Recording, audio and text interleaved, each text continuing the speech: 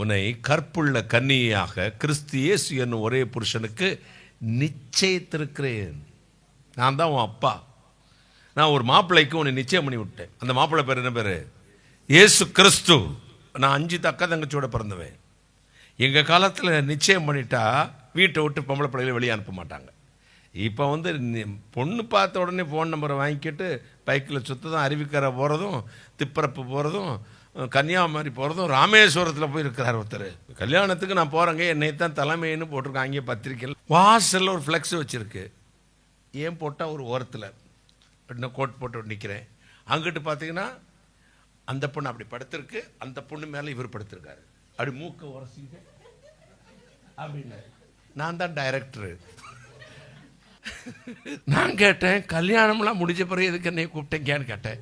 இது கல்யாணம் முடியலையா, நீங்கள் வராமல் தாலி எடுத்து கொடுக்காம நாங்கள் எப்படி கல்யாணம்? அப்புறம் இது என்னென்ன, இது போட்டோ ஷூட்டியா? கல்யாணத்துக்கு முன்னாடி ஒரு ட்ரையலு. ஆசிட்ட மூஞ்சில் ஊற்றிட வேண்டாம். பேரண்ட்ஸோட பழக்கம் சமதாமி எப்படியே போகிறது. அவங்களுக்கு அது நல்லதாக கூட இருக்கலாம். ஆனால் ஒரு Christian, as a Christian people, Christian family, born again people, நீங்கள் எப்படி இருக்கணும் தெரியுமா? ஆண்டோடைய வார்த்தைங்கிற வட்டத்துக்குள்ளே தான் இருக்கணும். கையை தட்டுங்களேன். அந்த காலத்தில் சர்ச்சுக்குள்ளே ஃபோட்டோ எடுக்க கூடாது.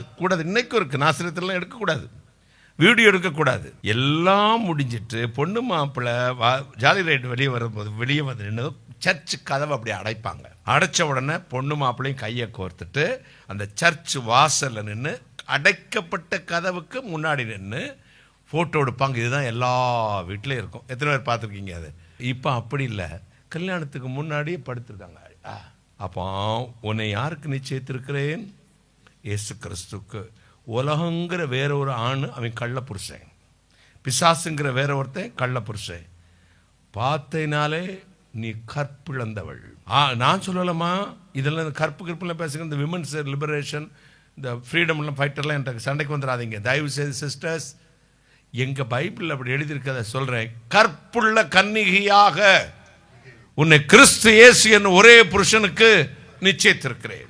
ஓ மணவாளன் இயேசுவை தவிர, இயேசுவை விட்டுட்டு என்னைக்கு வெளியே போகிறையோ அன்னைக்கு மாட்டிக்கலாம்.